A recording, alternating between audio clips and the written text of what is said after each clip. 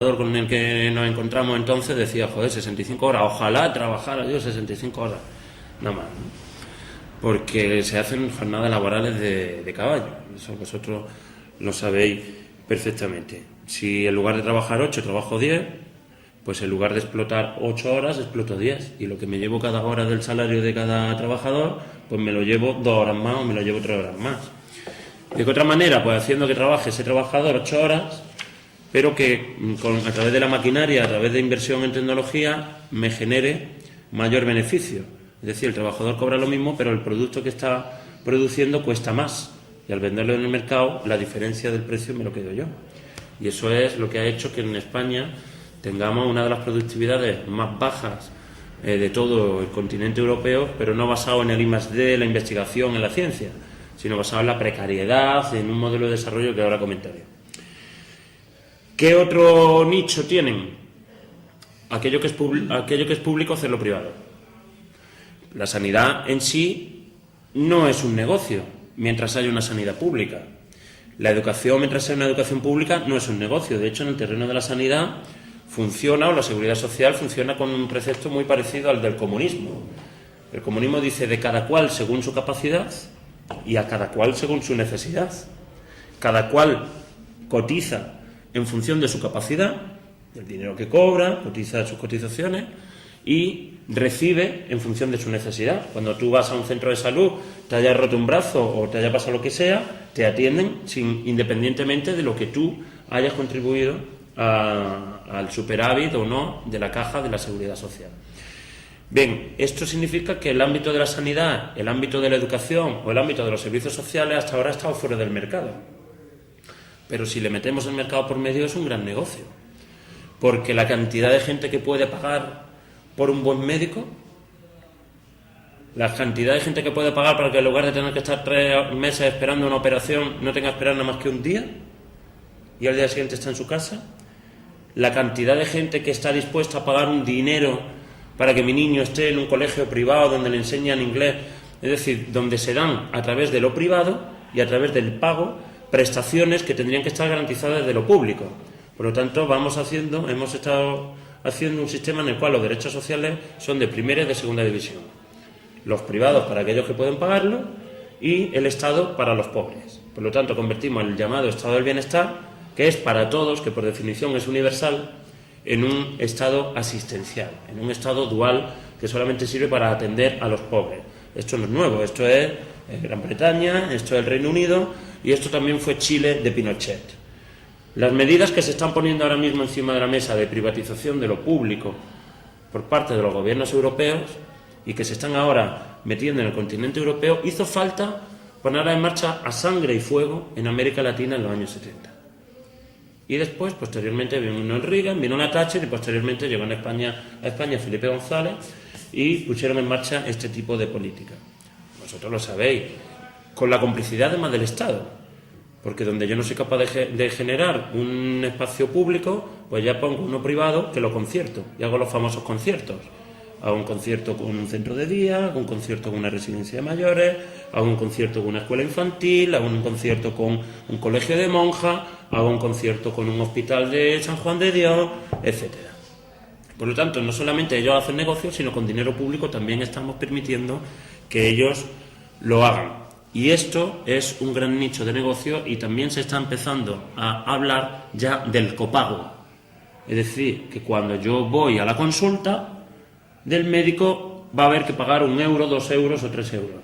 La excusa es que por lo visto los centros de salud están llenos de viejos que están aburridos y no tienen otra cosa mejor que hacer y cuando se levantan por la mañana y no están aburridos pues dicen pues voy al centro de salud a ver que me mire el médico. O sea, son argumentos ya totalmente fascistoides, pero es que se están poniendo encima de la mesa y de esa forma, si yo pongo el euro, yo pongo los 2 euros, pues evito que la gente vaya a darme el tostón al centro de salud y va realmente cuando lo necesita. Perdone usted, yo ya he puesto dinero para que me atiendan a través de mis impuestos, a través de mis cotizaciones a la seguridad social y yo no tengo que volver a pagar cada vez que vaya a un centro de salud. Por lo tanto, son todos ellos elementos que además, mientras menos dinero se invierta desde lo público en el funcionamiento de los servicios públicos, peor funcionarán, porque esa es otra. Claro, si yo no me gasto dinero en que haya un buen médico en mi pueblo, pero hay un médico privado que sí me funciona, pues al final digo, joder, es que en la pública no me atienden bien. Claro, no te atienden bien porque el Estado no está garantizando que te atiendan bien. Por lo tanto, el Estado, cuando está haciendo que los servicios públicos no sean de calidad, de hecho está fomentando, de alguna manera, el auge de la privatización de los servicios públicos. Y eso es un gran negocio. Otro negocio, donde no metían mano y ahora sí pueden meter, las pensiones. Hoy ha anunciado el Gobierno que para abril-mayo estará la reforma de las pensiones encima de la mesa. Una reforma de las pensiones que implicaría alargar el cómputo de la edad de jubilación y que implicaría también alargar la edad de jubilación desde los 65 a los 67 años, con un argumento falaz como es que cada vez vivimos más. Y claro, como cada vez vivimos más, la población envejece y hacen falta más trabajadores para poder garantizar a esas pensiones, porque como no están naciendo niños, pues tenemos grandes dificultades para que en el futuro haya trabajadores que puedan pagar las pensiones de esos mayores. Y aquí tenemos que responder dos cosas. Uno, pues si no hay trabajadores se buscan, o no se han buscado trabajadores estos años para coger la aceituna, para coger los ajos, para los invernaderos de Almería, para la fresa en Huelva. Muchos sin contrato, muchos sin papeles. ¿O acaso no ha sido el Estado cómplice de haber utilizado la inmigración para hacer que los salarios de todos los trabajadores se tiren a la baja, para fomentar la división entre la clase trabajadora, entre los que son de un país y los que son de otro? Y de hecho, el superávit hoy que tiene la Seguridad Social es gracias a las cotizaciones a la Seguridad Social de los trabajadores inmigrantes. Por lo tanto, si no hay niños en nuestro país, se traen de otro sitio. No ese es el problema. El problema es que las pensiones mire usted, que va a tener usted muy complicado cobrar su pensión. Y que vayas pensando en hacerte un plan privado de pensiones. Tú metes tus 200 euros todos los meses en una cuenta aquí en el banco. Y ya verás tú como cuando te jubiles vas a tener un dinerito para que te jubiles tranquilo. Claro, mientras el dinero en el banco, pues el banco hace negocio con el dinero y tiene liquidez y tiene capacidad de poder mover ese dinero por el mundo, que es en verdad lo que hacen los fondos de pensiones, que por cierto son uno de los grandes responsables de la crisis financiera o de la especulación financiera a nivel internacional. Y en último lugar, en nuestro país, ¿qué otro sitio donde no había negocio se hace? Las cajas de ahorro. Las cajas de ahorro han sido entidades semipúblicas hasta ahora, hasta que el Partido Popular y el Partido Socialista han aprobado una ley, los dos juntos, que permite la privatización de las cajas de ahorro. Y casualmente la primera caja de ahorros privatizada de todo el Estado español ha sido Cajasur. ¿Qué argumentos nos utilizaban? Nos han utilizado tanto PP como PSOE, que no tiene que haber gestores políticos en las direcciones de las cajas de ahorro. El mismo argumento recordáis de antes con lo del Banco Central Europeo. Hay que mantener a los políticos alejados de la gestión de las finanzas. Y aquí habrá que responderle. Las cajas de ahorros que en España mejor han funcionado, que son las vascas, las que mejor solvencia tienen, son las que más participación pública de las diputaciones forales, de los ayuntamientos tienen, donde más políticos hay, para entenderlo. ¿Cuál es la primera caja que han intervenido de forma brutal y que se ha privatizado?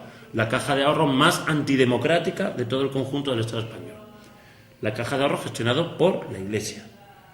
La caja de ahorros Cajasur. Por lo tanto, el argumento de que los políticos impiden una buena gestión es falaz y es falso.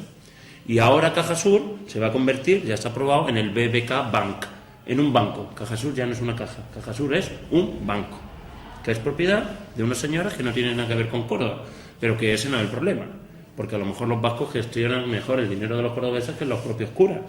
No me extrañaría nada, no sería muy difícil. Pero en todo caso es un banco y el espíritu de caja de ahorro, de participación pública en la toma de decisiones de los ayuntamientos, de los impositores, pues eso ya no se va a dar. Fijaros que las cajas de ahorro tienen el 50% del ahorro de los españoles. Permitir la privatización para entregar las cajas a los bancos es también un buen negocio, ¿verdad? Es entrar a por el 50% del ahorro de los españoles. Por lo tanto, he descrito los mecanismos que el capitalismo en España tiene para que cuando está en crisis poder acceder a sitios donde hasta ahora el mercado no entraba porque había ámbito de lo público.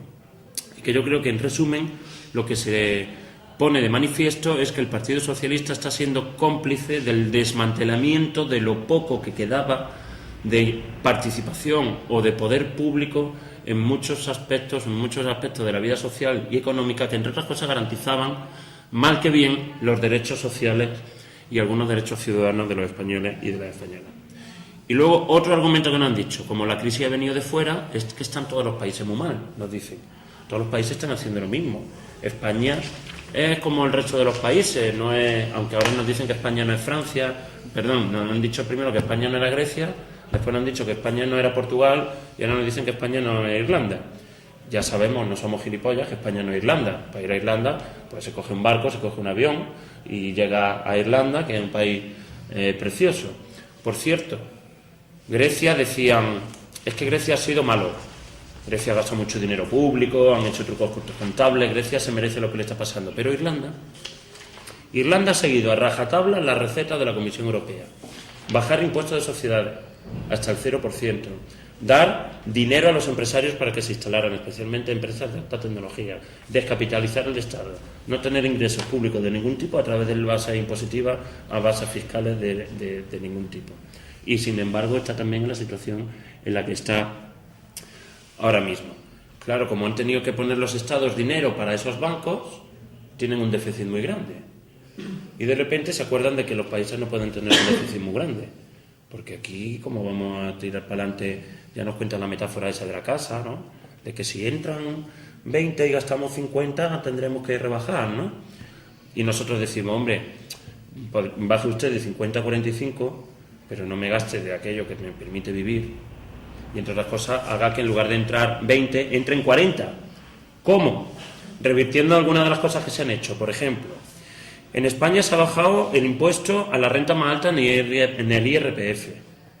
En España se ha bajado por primera vez la democracia del 30 al 25% del impuesto de sociedades. En España se ha eliminado el impuesto del patrimonio. En España sigue habiendo lo que se llama subvenciones fiscales a las empresas.